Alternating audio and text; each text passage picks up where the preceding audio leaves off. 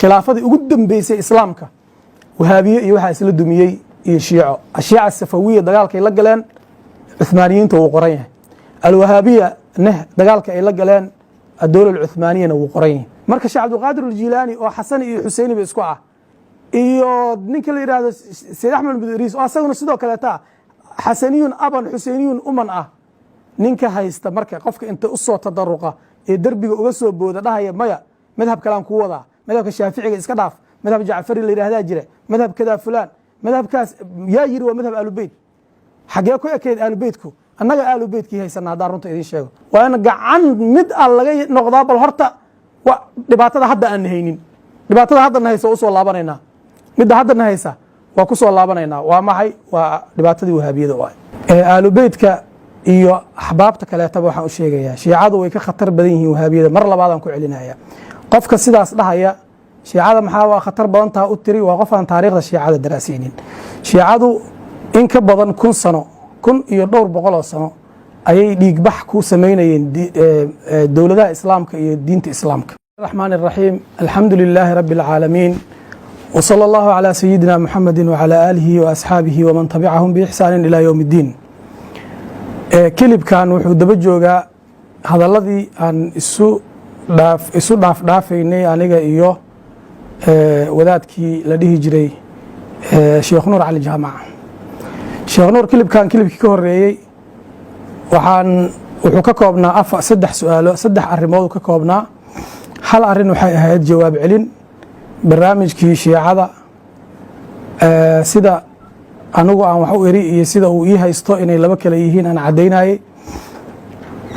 laba arrimoodna waxay ahaayeen su'aalo sheekha ku wajahan waxaa dhacday sheekha si degdega in isla markiiba jawaabtii su'aalihii qayb ka mid ah aan ku arkay facebooka ama social mediaha laakiin qaybihii kale oo dhimanaa awgood in muddahan sugaayey oo islaa sheekhu bal ha soo jawaabo ama ha cajzi ha muujiyo u kaadi mar dhowaan ayagana arkay hadda marka waxaa ila noqotay markaan meel laga jawaabi kara inay joogto sida aan rabo marka inaan wax ka dhigo haddii aan idiin sheego ilaahay idankiisa hadday ku ahaato waa in maqdacan 3 arrimood oo meesha wada taalla arrin waa arrintii shiicada arrinna waa arrin caqiide ah oo macnaha ilaahay subxaanahu wa tacaala awooddiisii oo sheekhu iyo rag asaga la halmaala ay qaybiyaan qudrada ilaahay maxaa u qaybiseen markii la yirina uu ka soo jawaabay su-aashaas inay waafaqsan tahay jawaabtu inay su-aashii waafaqsan tahay in kale waa ogaan doonaa ayadana insha allahu tacaala laakiin 3 arrimood bay ahaayeen waa arrinka shiicada iyo arrintaa iyada awoodda alloy qaybiyeen iyo arrintii isimka mufradka ah 3da arrimood waxaan jeclaystay inaan horta arrinta shiicada u hormariyo maadaama iyada wax weyn oo hadda dhibaato ah aysan ka taagnayn sheekhu uu caddeeyey in aan shiicada iska radinno inay wax wanaagsan tahay keliya waxaan isku khilaafsannahay maad gaalaysiisid dhinac intaad kala marto dhammaantood kaafka maad alif ugu taagtid buu leeyahay sheekhu madhabka ahlu sunnaduna ma aha wax gaalaysiin taas marka maanta aan wax ka dhihi doonaa insha allahu waxaa xigi doona haddii alla yidhaahdo maqdac yar oo asagana kan xiga oo aan ku soo afjarayno insha allahu isimka mufradka ah sheekhu uu ka hadlay laakiin hadalkiisii wixii uu soo kordhiyey bal isagana waa arki doonaa insha allahu tacaala maqdaca gaar aan u samaynaynaa midka saddexaadna waxaan ka dhigaynaa arrinta caqiidada waxaan ugu daba marinay ma aha inay ayada ugu muhiimsan waxa ugu muhiimsan waa ayada laakiin laba wadaad asaga iyo wadaad kale oo maaragta axmeyara la yidhaahdo labadooduba oo asaguna aniga isoo laaclaacay ayaa iskula jira hal mar marka waxaan rabaa in aan hadday hal xalaqo noqoto iyo hadday 2 noqoto iyo hadday 3 noqoto inay gadaal ayadu noo marto intaan kalena aan soo hormariyo intaanan marka sheekha jawaabaha aan rabo erayada aan rabo inaan dhaho aanan dhihin waxaan rabaa waxaa jira rag iyaguna ahlu sunna wal jamaaca ah oo yacni ama fariimo hawada ii soo mariyey ama qaarkood aan is aragnay yidhi warniyahow wahaabiyadii soo dhoweysay waa dhoweyd markii aad shiicada ka hadlaysay ee calanka guduudan aad gacanta ku haysay wahaabiyadii baad reerka ku soo dartay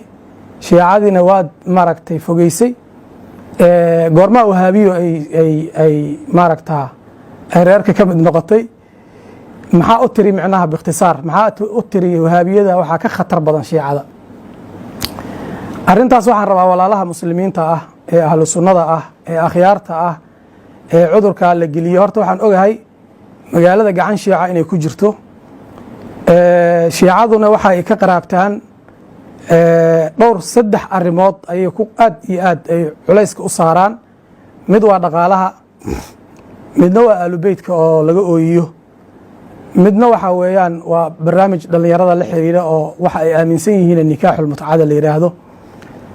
waa makaayida ama masaayida ay ku ugaartaan waaye marka waxaan ogahay in rag dhallinyaro ah oo shiicadii aaminsan ay magaalada joogaan commentigan ka dareemayey waxaan ogahay inay aalubeytkii qaybo ka mida ay la hadleen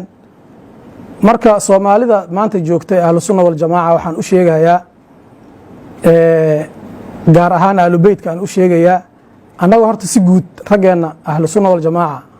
ee xamar ku nool ama soomaaliya ku nool aalubeyt ooyaaya markaan aragno caadifadeennu inta ayna gaarsiin doonto waad ogtihiin nimankaanna shaqo kale ma qabtaan aalubeytkii ka soo ooyinayaan waa kugu soo dirayaan hadda si xuna wax loogu sheegay calankiibuu gubay saanuu yidhi intuu ka dhacay been oo yacni ilaahay subxaana wa tacaala looga furtay baa layga sheegay aniga waa jirtaa rag inay soo jeediyeen calanka maalintii aan hayay in calanka la gubo laakiin ma aanan aqbalin xataa magacii ku qornaa in laga fujiyo ma aanan aqbalin maxaa yeelay wuxuu u dhammaanayaa hanti uu qof lahaa ayuu u dhammaanayaa calanku waa maro qof soo iibsada waaye magaca xuseen oo la gubo oo dad lagu daaranay annaga wax hadda naga soo gelaya ma leh sumcad darro inay tahayna waan dareensannahay dadka marka intay aalubeytkii xamar jooga u tageen beenta u sheegaya waan ka fognahay meesha ay joogaan meel kasii fog caqlan iyo cilmanba ayaan uga fognahay waxa ay samaynayaan ilaaha kala xisaabtamaya annaguna waa la xisaabtamaynaa aalubeytka iyo axbaabta kaleetaba waxaan u sheegayaa shiicadu way ka khatar badan yihiin wahaabiyada mar labaadaan ku celinaya qofka sidaas dhahaya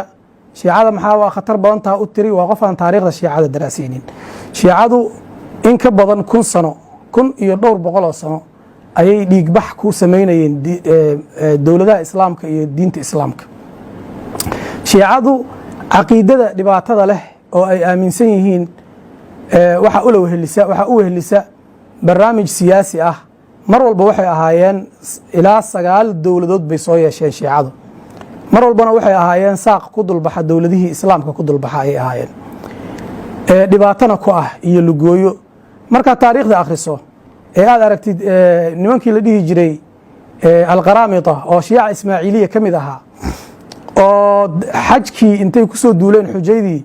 1,500 oo rag ah iyo 500 oo dumara 2,000 oo qofood oo birimageyda ah ee xujay ah hal maalin gowracay ee ku laayay mako dhexdeeda markaad taariikhda ku aragto markaa aragto ayagoo kacbadii ku duulay ee xajarul aswadkii la baxay ee waaligii maka xilligaa madaxda ka ahaa ee cabaasiyiinta ku matalayay uu dabagalay ee kharash uu u sheegay mufaawadaad uu la galay oo ay ka diideen asagiina markaas uu maagay ishortaag oo ay dileen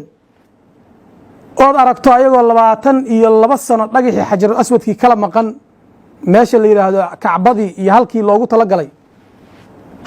talagalay kala maqan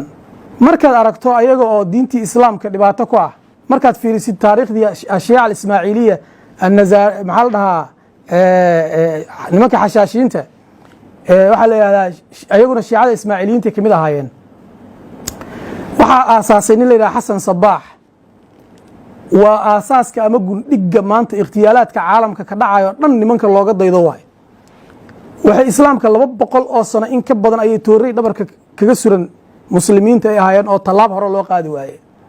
faadimiyiintu waad ogsoontihiin islaamka daciifin inta ay gaarsiiyeen ilaa heer saliibiyiintu iska soo galaan oo baytulmaqdis iyo ay qabsadaan marka nimankii la dhihi jiray albuwayhiya shiica albuwayhiya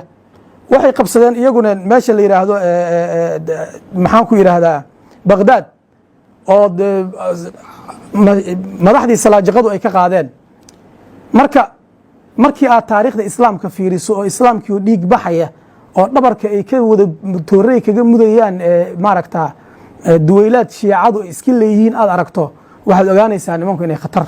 ay islaamka ku ahaayeen maantana ma aha. marka lagu leeyahay xaramkii bay weerareen 317 taariikhdu markay ahayd ayay ahayd markay xajarul aswadka ikhtisaabeen oo boobeen markay 2000 oo qof oo xaaji dileen taariikhdu markaasay ahayd ilaa 3000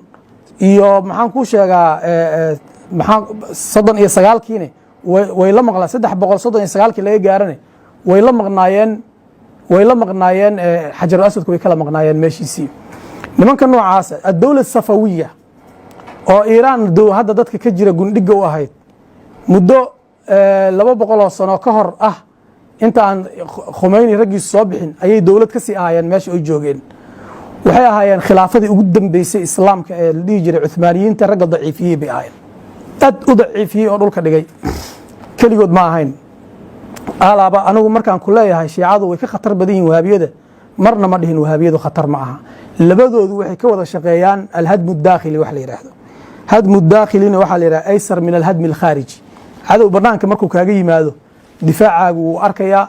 raadeeradaa soo qabanaya laakiin nin kugu jinsiyad ah kula tukanaya arkaantii islaamka iyo kuwii iimaanka kula aaminsan qibladii kula jeeda haddana diintii raalli aan ka ahayn ee duminaya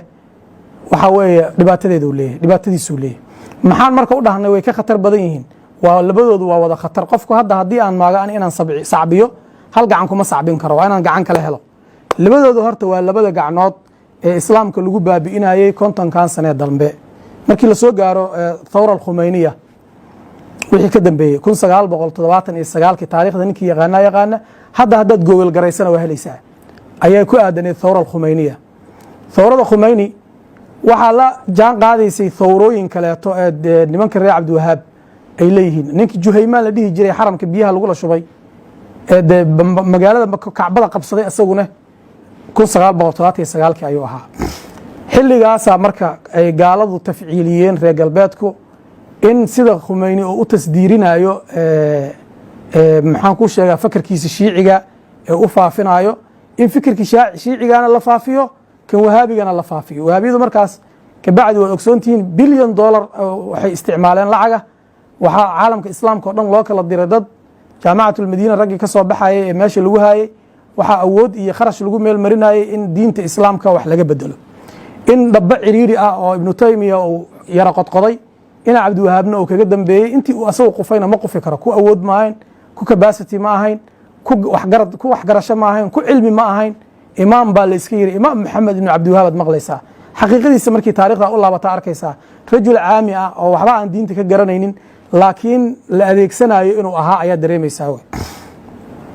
marka ragga maanta noo jooga annaga oo sheekha hadda aan la khidaabayo uu ka mid yahay waa raggii berigaas dadkii la soo diray thawradii saxwa islaamiya oo wixii aad maqli jirteen raggii wax u meeriyeen waaye oo xeraha laga duufsaday. waana midda maanta aan shiicada ku diidanahay akhyaare. shiicada waxaan ku diidanahay waxa waaye shiicadu imtidaadka ay sameynayaan siyaasiga ah. waxaan rabaa arrintaas Sheekh Nuur waa iyo ragga la midka salafiyadu waa rag ducaada maalin waaxida ma aragno ayagoo oo shiicada radinaya. shiicadu dhibaatada ay ku hayaan caalamka islaamka xaaliyan kasoo bilow Iiraan inta ka bilowday oo Ciraaq martid oo Suuriya martid oo xagga ka wadid ilaa Lubnaan aad fiirisid dhibaatada iyo shidada ka jirta bal fiiri wixii waa la soo dhoofiyo Yemen laga soo riday Bahrain iyo Oman iyo Khaliijka dawlado kamid ah haddana waa aragtay maanta dhiig bax baa ka socda xoog badan daaqilkay ka ololayaan ay ka gubanayaan. waa aragtay boqolaal kun oo adfaal iyo haween iyo u badan ayaa Yemen ku baaba'day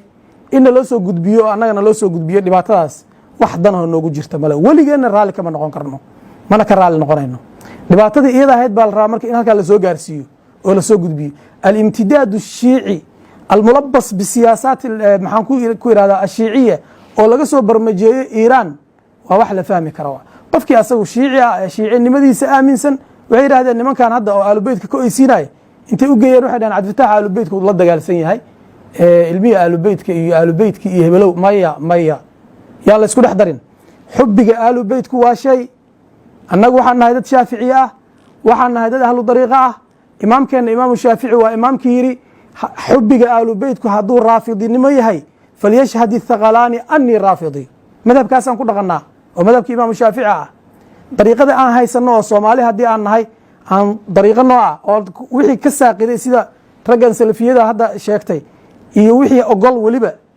oo wali ku dambeeya huba ay dariiq ahaan u aaminsan yihiin sheekh cabdiqaadir aljilaani iyo sheekh axmed bin idriis ayay ku abtirsanaysaa sanadkeeda uu galaa. marka sheekh cabdiqaadir aljilaani oo xasani iyo xuseyniba isku ah iyo ninka la yidhaahdo sayd axmed bin idriis oo asaguna sidoo kaleeta xasaniyun aban xuseyniyun uman ah, ninka haysta marka qofka inta u soo tadaruqa ee derbiga uga soo booda dhahaya maya madhab kalaan ku wadaa, madhabka shaaficiga iska dhaaf, madhab jacfari la yidhahdaa jira, madhab kadaa fulaan, madhabkaas yaa yiri waa madhab ahlubeyt. xaggee ku ekeyd ahlubeytku? annaga ahlubeytkii haysana haddaan runta idiin sheego. soomaaliyey yaa laydin duuflaalinin, yaa laydin duuf wax khaldan yaa laidin sheegin, wax khaldan yaa laidin sheegin. haddaad suufi iyo salafi leedihiinba waa in gacan mid a laga noqdaa. bal horta dhibaatada hadda aan haynin, dhibaatada haddana haysa usoo laabanaynaa, midda haddana haysa waa ku soo laabanaynaa. waa maxay? waa dhibaatadii wahaabiyada u ah. intaas waxaan rabay inaan kaga gudbo, inaan ku dheeraadana waa u malaynayaaye maxaad u tiri shiicadu way ka khatar badan yihin? way ka khatar badan yihiin nimanka 1200 sano dowlad iyo garaad iyo soo jireen ah, khibrad iyo niman odayaalahoo ka dambeeya u fakaraya leh, hadeer dowlad ciriiq ah oo xididadeedu dheer yihiin leh, iyo wahaabiyo masaakiin iska ah. waxa ay ku fadhiyaan oo ka dambeeya maxamed ibn cabdiwahaab oo rajul laa yadrii shay-an uu yahay ah. dowladdii ay ku faanayeen ee sacuudi carabiyana maanta madhabka manhajka maxaan kuu sheegaa wahaabiyada ay ku gubatay ayadoo xaax tiri oo jeelasha iyo sijniga ka buuxisay oo aa'iliin ila inhiyaar hadda usii socda ah. isku dhibaato maaha soomaaliya, yaa laydi sirin. isku dhibaato maaha, isku shiddo ma aha. ninka gurigaaga hoostiisa ka ooyinaya oo aalubeytka inta u taga ka ooyinaya iyo ninkan aalubeytka iyo adigaba idinka cararaya oo dariiqo markii uu maqlo rabbi salli cala xabiib maxamed markaa tiraa cararayo dhaaya waa la igubay, salligaa lagu gubana isku dhibaato ma aha. wahaabiya markay ku yimaadaan gaal baatay kaaga bilaabayaan. nimankaanine waa ku yara afuufayaan oo waxa la yidhaahdo tuqya ama taqiya ayay yaqaanaan oo waa kuu gambanayaan ilaa ay ciribkaaga gooyaan ayay kuu gambanayaan. marka ilaahay idankiis ma suura geli doonto. inta annagu aan taagannahay calankeenna waan hadda ka horna waa idiin sharxay. nimanka la yidhaahdo shiicada kobtooda markii horena waxaa gooyey waxay ahaayeen ahlu sunna alashaacira. laakiin dhibaatada jirtaa waxay tahay ahlu sunnadii dhexdoodii niman godad ka samaysteen. markaas ashaaciradu waa gaalo bababa bay leeyihin. waa ninka raggaani ka soo jeedaan oo ka soo jeedo wey, ragga ninkaani ka soo jeedaan ka wadaa. yaa shiicada daciifinayey xilligii hore taariikha markaa fiirisid nidaam ulmelik iyo imaam alghazali oo ishuwan ayaa nimankii la dhihi jiray xashaashiinta ama baadiniyiinta la dagaalamay. faadimiyiin waxaa ka saaray shaam iyo masar ninkii la dhihi jiray maaragta nuurdiin zinki oo qaadiri ahaa iyo salaaxudiin alayubi ayaa ka saaray. marka raggii ahlu sunnada ahaa ee caqiidada iyo madhabka ahlu sunnada difaacayay yaa daciifinaya marka oo garab siinaya, marka ayaga garab siinaya. waxaa hadda idiin sheegay khilaafadii ugu dambeysay islaamka wahaabiye iyo waxaa isla dumiyey iyo shiico. ashiica safawiya dagaalkay la galeen cuhmaaniyiinta wuu qoran yahay. alwahaabiya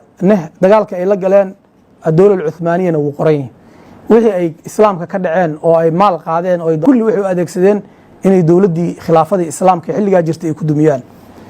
marka marnana yaa la idiin sheegin oo laydin dhihin waa isku khatar. nimankaani waa niman godkooda biyo ugu galeen. maxamed bin salmaana dhib ugu filan. dowlad sacuudiya fikirkan waa ka takhallustay waana ay ka gudubtay. ayaga naftirkooda waa kuwa soo ilbaxaya. wax fara badanood ogtihiin qur'aanka lacag laguma qaadan karo, tusbaxa lama qaadan karo, dalaaqa talaataha waa kada kada. wadaadkaana ruuxiisa dhihi jiray haddana way ka duubantaha asagoo dhahaya 3 dalaaqo hal mar noqoto asagoo dha waa soo ilbaxayaan. marka ayar looga soo tegaya. laakiin mar walba kama aanay zuulin god yar si yar baa diinta loo fahamsay. intaanoo kale wax oo dalal ah oo ibnu taymiya uu qodqoday islaamku ma mari karaan. 100 markii islaamka nisba mi'awiya loo fiiriyo maxay ka yihiin wahaabiyo.